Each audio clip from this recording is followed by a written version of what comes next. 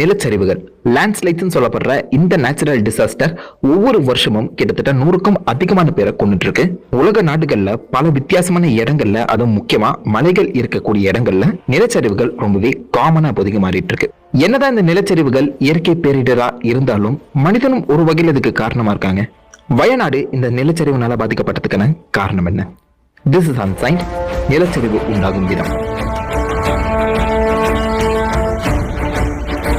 நிலச்சரிவு பேர்லயே இருக்கு. நிலம் கம்ப்ளீட்டா அப்படியே சரிந்து விழுறதை தான் அப்படி சொல்றாங்க. நம்ம பூமி, அதுவும் முக்கியமா ஹில் ஸ்டேஷன், மலைகள் அதிகமா இருக்கக்கூடிய அந்த இடத்தை நீங்க வந்து கிராஸ் செக்ஷன் அப்படியே லைக் ரெண்டா வெட்டி பாத்தீங்கன்னா லேயர் பை லேயரா, அதாவது ஒவ்வொரு பிரிவா தான் அடுக்கப்பட்டிருக்கும்.